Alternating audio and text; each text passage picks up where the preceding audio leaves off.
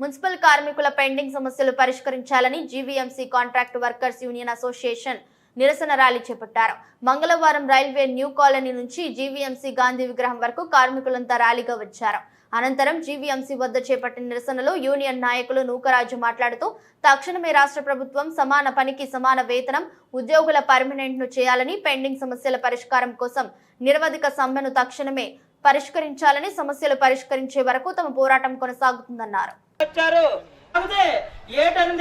ఆయన తెలుస్తుంది, ఎందుకంటే చెప్పి తెలియజేస్తున్నాం.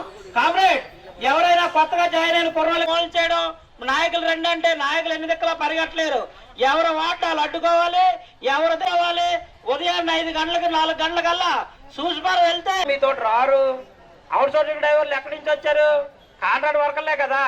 7వ నెంబర్ జీవో పేకరంగా పారిశుద్ధ కార్మికులు ఒకలే ఉండేవారు. ఇప్పుడైతే వాట్సాప్ లెవెల్ వచ్చారు, అండర్ గ్రౌండ్ డ్రైనేజీలు వచ్చారు. ఆయన తెలుస్తుంది, ఎందుకంటే చెప్పి తెలియజేస్తున్నాం. కామ్రేడ్, ఎవరైనా కొత్తగా జాయిన్ అయిన కుర్రాలు మోసం చేయడం, నాయకులు రండి అంటే నాయకులు ఎన్ని దిక్కులా పరిగెట్టలేరు. ఎవరు వాటాలు అడ్డుకోవాలి, ఎవరు తేవాలి.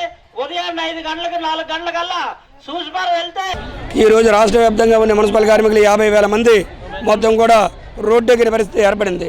ఇది ఎందుకు రోడ్డెక్కారంటే, జగన్మోహన్ రెడ్డి గారు ఎన్నికల్లో కానీ అసెంబ్లీలో సాక్షిగా కానీ కాంట్రాక్ట్ హౌస్ కార్మికులందరినీ పర్మిట్ చేస్తానన్నారు. కాబట్టి కార్మికులు అడిగేది కూడా కాంట్రాక్ట్ హౌస్ కార్మికులందరినీ అయ్యా ఇంకో 3 నెలలు మాత్రమే మీకు అసెంబ్లీలో టైం ఉంది, కాబట్టి వీళ్ళందరినీ ఎప్పుడు నువ్వు పర్మిట్ చేస్తావని చెప్తే అడుగుతున్నాము. కాబట్టి ఇప్పటికే విశాఖ నగరంలో 2 రోజుల పాటు ఇప్పటికే సెలవులు వచ్చాయి. ఈరోజు 3వ రోజు, 3 రోజుల నుండి కూడా ఈ సమ్మె అనేది కొనసాగుతుంది. ఈ రోజులో మొదలైన ఈ సమ్మె ఎప్పుడైతే మా డిమాండ్లన్నీ కూడా అమలు చేస్తారో ఆ రోజు మాత్రమే పనిలోకి వెళ్ళడం జరుగుతుంది. అంతవరకు కూడా ఈ సమ్మె కొనసాగుతుంది. అలాగే రేపు 28వ తేదీ నుండి నీటి సరఫరా కానీ, ఇంకా ఉన్న స్ట్రీట్ లైటింగ్ కానీ, ఇంజనీరింగ్ కాంట్రాక్ట్ హౌస్ కార్మికులు కానీ అందరూ కూడా మరో సమ్మెకు కూడా వెళ్ళబోతున్నారు. ఇప్పటికే విశాఖపట్నంలో 8 నుండి 12 వరకు కూడా కరోనా కేసులు వచ్చినాయి. ఇంకా ఏమైనా కరోనా కేసులు వచ్చినా సరే మాత్రం దాని బాధ్యత అనేది మున్సిపల్ కార్మికులకి కానీ హౌస్ కార్మికులకి కాదు. దాని పూర్తి బాధ్యత రాష్ట్ర ప్రభుత్వం అందే. అంతవరకు కూడా తెచ్చుకోకముందే ముందు ఈ యొక్క సమస్యలు వెంటనే పరిష్కారం చేయాలి. చేసేవరకు మాత్రం ఈ సమ్మె తప్పనిసరిగా కొనసాగుతుందని చెప్పని మేము డిమాండ్ చేస్తూ ఉన్నాం.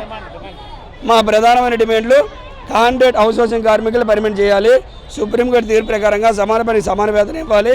క్లాబ్ డ్రైవర్లకి 18,500 రూపాయలు ఇవ్వాలి.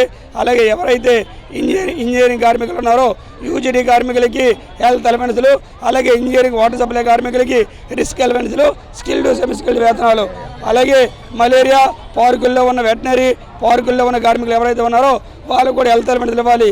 ఇవే మా డిమాండ్లు. మా డిమాండ్లు పరిష్కారం చేసే వరకు ఈ సమ్మె కొనసాగుతుందని చెప్తే తెలియజేస్తాం.